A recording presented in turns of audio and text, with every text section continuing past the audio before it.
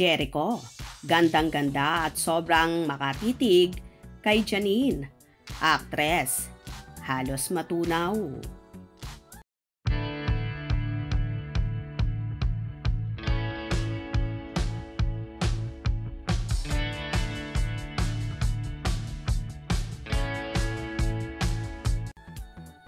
Halata sa nag-iisang Mr. Pogi ng Marikina at kapamilya star na si Jericho Rosales na totally in love sa anak na panganay ni Lotlot de Leon at Ramon Christopher Monching Gutierrez na si Janine Gutierrez.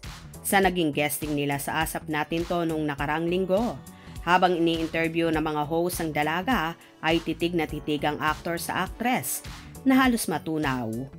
Grabe nga makatitig si Eko kay Nini na tila ba gandang-ganda at attractive na attractive kay Janine.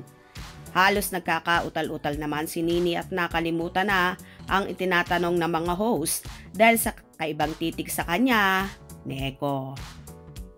Kitang-kita naman sa bagong lovebirds na so in love sila sa isa't isa. Kaya naman lumalabas sa kilos at galaw nila ang feelings nila sa isa't isa. Si Janine na very proud kay Eko at very supportive girlfriend at ganun din naman si Eko sa dalaga.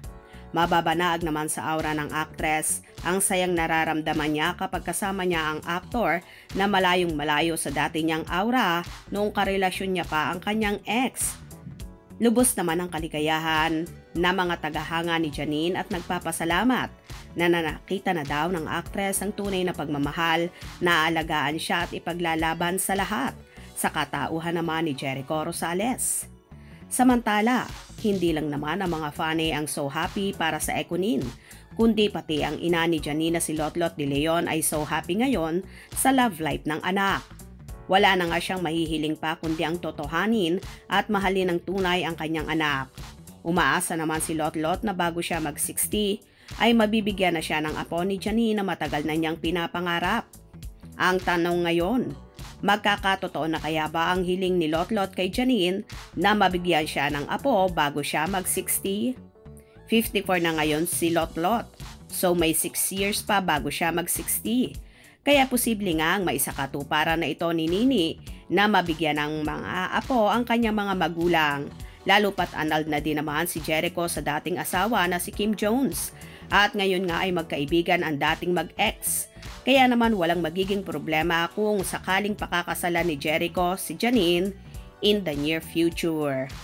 Happy ba kayo doon mga ka-Ekonin kapag nangyari ang kasalan sa dalawang lovebirds? Kung nagustuhan nyo ang video na ito, comment down below.